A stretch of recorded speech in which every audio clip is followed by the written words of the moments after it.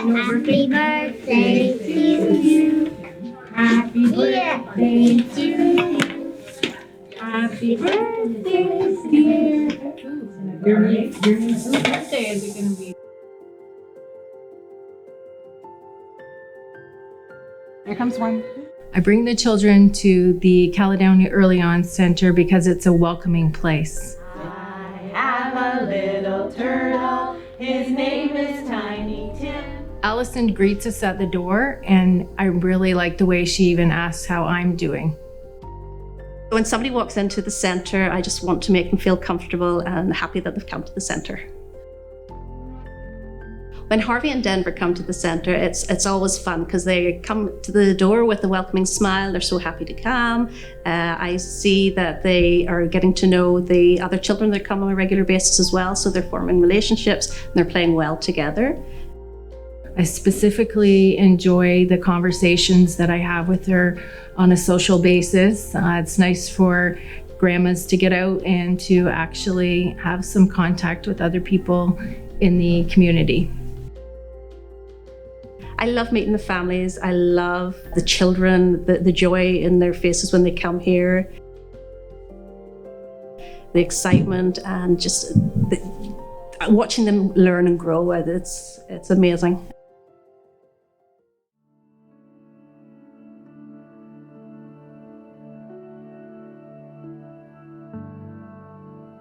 My family has been involved with McKinnon Park for 8 years. We started to notice some challenges with Justin around 18 months. When we work with families, a trusting relationship is the most important piece to establish. The McKinnon Park team was very supportive once we received the diagnosis of autism for Justin. We work together with our resource consultant to set goals for Justin to help him be successful in his experience. We were worried about him fitting in socially and academically, but here we had no worries of that. He fit in just fine. It was a privilege to work with the family and to help Justin with the transition into junior kindergarten. Justin is exactly where he needs to be today, thanks to the support of the REACH team. It's our team's goal to meet every family where they are at and set every child up for success. My family is very lucky to have this experience with McKinnon Park Childcare.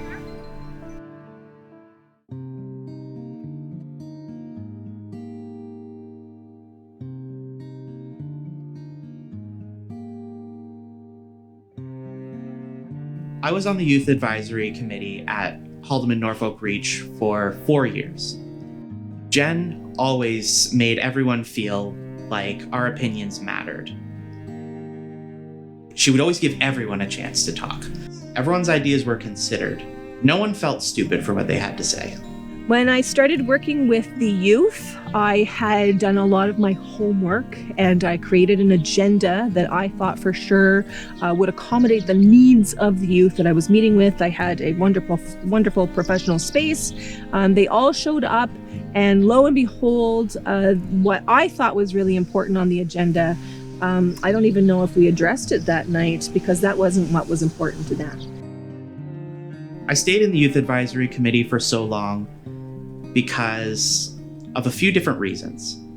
First of all, I made a number of friends there, and those friendships lasted even after I left the Youth Advisory Committee. Also, we worked on a number of projects, and some of those were pretty big projects that were going to have pretty big effects on a lot of different people, and I wanted to stick around long enough to see those come to fruition.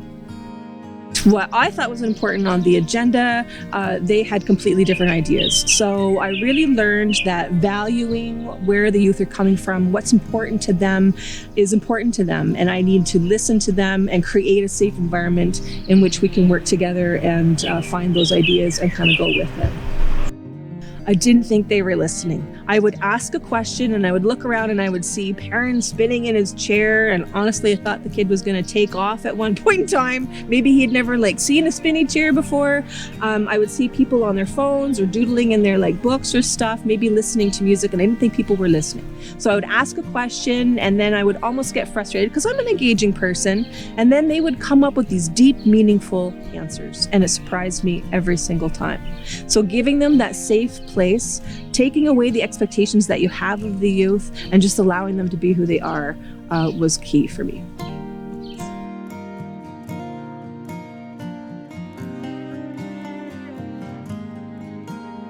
Some of my favorite moments when working with the youth included a flash mob in front of the Norfolk County Fair where all of the cheerleaders and our group worked together. That was awesome.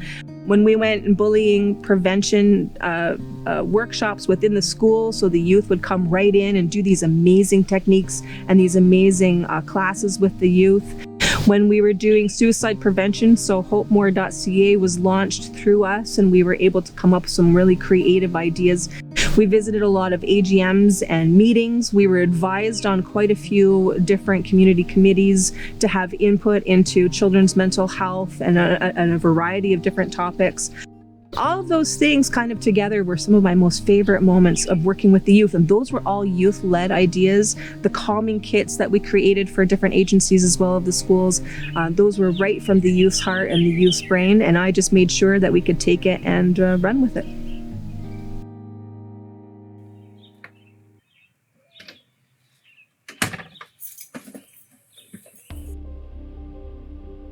My first experience in counseling was with family counseling. And for the first time in my life, I got to experience myself differently in the context of my family and understand that some of what I was experiencing wasn't my fault, as my family worked together to understand how we all contributed to the challenges that we were experiencing. When I realized that counseling could be used for a tool for learning and growing, then I began to use it at different points in my life as I was dealing with different pressures and stress in my adolescence and later in my young adulthood. Very early on in my experience of counseling, I told a therapist that I wanted to have her job, but I really didn't think that that was possible at the time. But as I grew and had various experience in counseling, I realized that I had gained a lot and I had a lot to give. And eventually I gained the confidence to pursue the career myself. I had another passion, which was business management, and I had been pursuing a degree in that after working in therapy for a number of years, and a position came open at Reach that allowed me to pursue both of my passions in business management and in therapy. And that's when I began there about 20 years ago. My memories of being at Reach for 20 years are very near and dear to me. Being part of an organization that creates such change in a community and creates a community within the organization that allows people to learn and grow, just like my initial experience as a client. In the journey of becoming the best of who you are, we have many experiences and mentors along the way that support that. And I started as a client, I became an employee, I became a manager, a director, and now I'm the Chief Executive Officer of Family Service Ontario. And it is all those mentors along the way, from my first therapist to my supervisors at Reach, managers, the other employees, that paved the way for me to get to this position that I'm in today.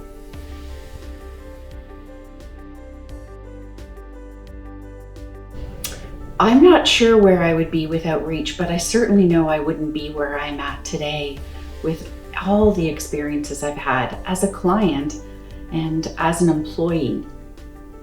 I wouldn't be the person I am.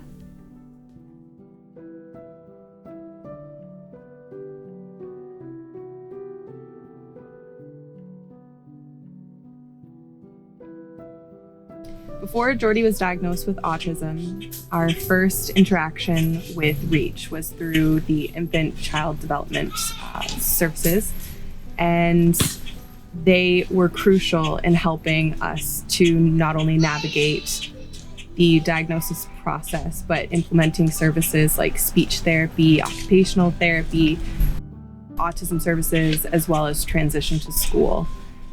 The woman who worked with us was an absolute angel, and I could not have gotten through those first couple of years navigating through that without her.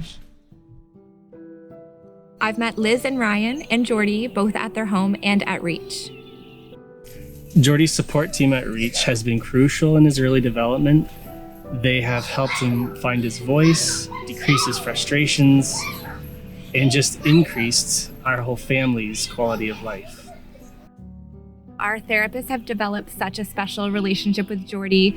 Spending time in therapy, we've really gotten to know who he is as a unique, special boy. And in doing that, we've been able to share that with people in his life, like his EA and like his teacher. And they are able to see that too. They're better able to know Jordy now. Jordy struggles with transitions, and as it got colder, he wanted to keep wearing his shorts. We showed up to his therapy with a pair of pants in hand and pleaded with the therapist to help us get those on him. And I didn't even get home. It was 2 minutes later, and I got a text message from his therapist of him happily jumping on a trampoline in his jeans. And it's little things like this that are insignificant to most people, but to us, these little things are so crucial and help our quality of life so much, and we're so thankful. I love being able to see a child come in who has so much potential, and then being able to use applied behavior analysis to just tap into that beautiful potential and unlock their voice and their needs and their skills, and seeing them grow to be just a really special, unique individual. Since working with Liz, I've noticed over the past couple of months, she has become a huge advocate for Jordy, and she has become an expert in applied behavior analysis. She's able to coach all of the people in Jordy's life to use those skills to help him improve.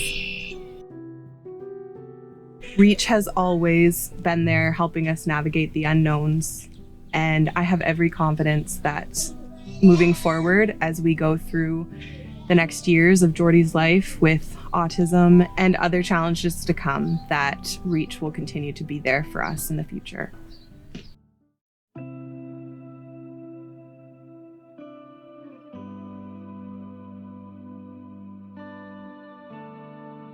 Our family became involved with Reach when Maeve was 5 years old after an accident. Our family needs an out-of-the-box approach to things. Reach has always been there to listen and, sit kind of on our side of the table with us, talking to us as families. We're a family. Many of the folks at Reach have families of their own, so we have that in common, and that kind of empathy has really been at the heart of the way that our families found support through Reach.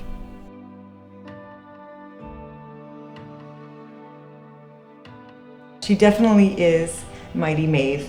She's brave, determined, and resilient.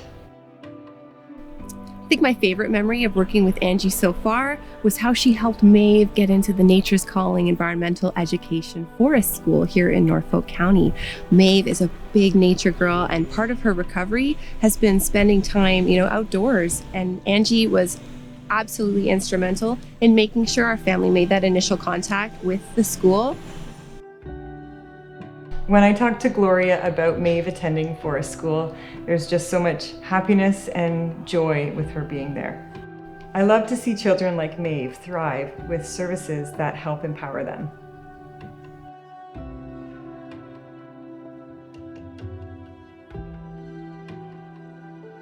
I decided to get involved on the Reach board after our community took care of our family when we were going through the toughest time in our lives. And at that time, I knew that I wouldn't be able to help, at that point, but I always wanted to. And when the opportunity came up to be on the board of Reach, I submitted my application with so much joy and anticipation that this was a way that I could give back that was in my capabilities.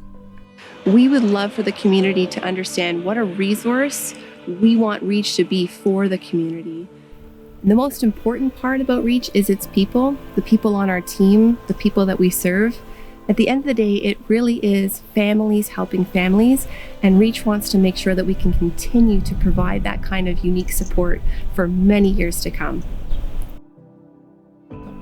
One of the sweetest things about my time with Reach is that this is my hometown. Townsend is where I grew up, and it is such a pleasure to be able to give back to my little community in this way. Now more than ever, we need each other. On behalf of the Haldimand Norfolk Reach Board of Directors, I would like to thank our service participants, our community partners, and our staff for helping to make families' lives better for 40 years.